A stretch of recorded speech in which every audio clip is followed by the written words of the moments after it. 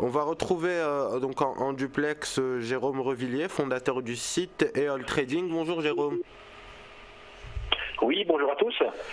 Alors, on va parler de différentes choses ce matin, différents actifs, à commencer par les indices européens et notamment le CAC 40. On a vu une très forte chute hier, notamment due donc à des craintes de politique grecque et à la situation des cours du pétrole qui donc continue de chuter.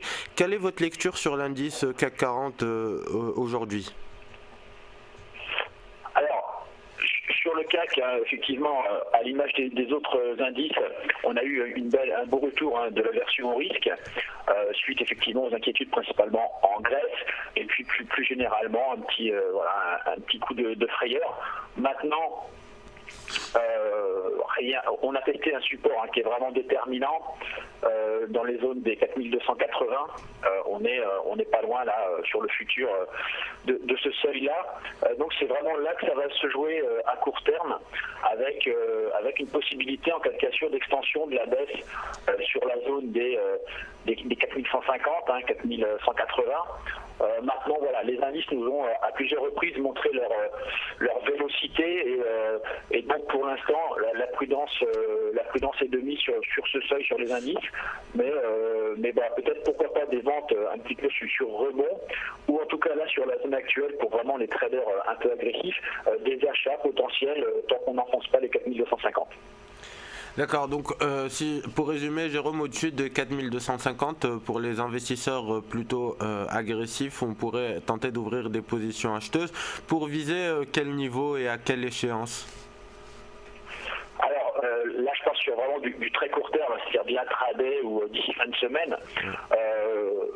L'idéal pour moi, je pense qu'on est vraiment dans une phase potentielle de consolidation. Alors sauf accentuation des mauvaises nouvelles du côté de la Grèce ou autre, mais tant que c'est vrai que les 4250 vont tenir sur le futur de décembre, là, on peut travailler un petit peu des oscillations entre 4250 et 4330, 4340. Donc on essaiera d'acheter sur la zone de support 4250, 4260 et on essaiera de vendre aux alentours des 4335, 4340 pour jouer des petits allers-retours, quoi. Mais vraiment j'ai pas fondamentalement une grande vision sur la tendance. Alors Jérôme, une dernière question sur l'indice CAC 40. Traditionnellement, on le sait tous, le mois de décembre est en général accompagné d'un rallye de fin d'année. Est-ce que vous pensez quand même qu'on pourra assister cette année à un nouveau rallye d'ici la fin décembre, ou que la situation s'est plutôt dégradée ?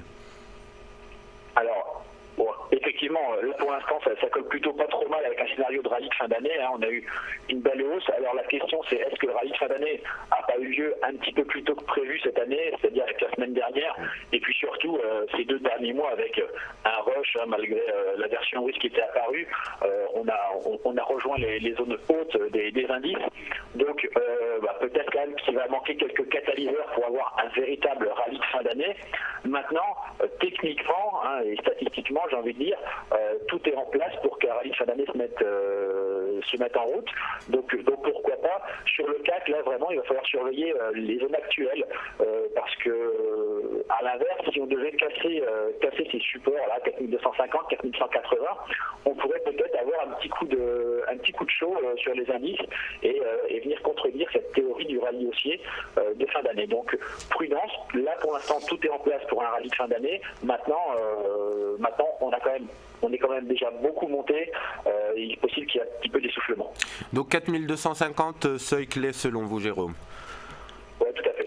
Alors on va parler des devises maintenant, et on sait que vous suivez quand même quelques paires, et la paire donc GBP CAD qui a retenu votre attention ce matin, que pouvez-vous nous dire sur cette paire-là ? Oui, effectivement, depuis hier, je suis un peu plus particulièrement cette paire, depuis plusieurs jours, mais la paire nous a donné une configuration technique assez intéressante qu'on travaille assez souvent, avec des zones de support qui deviennent résistance et inversement.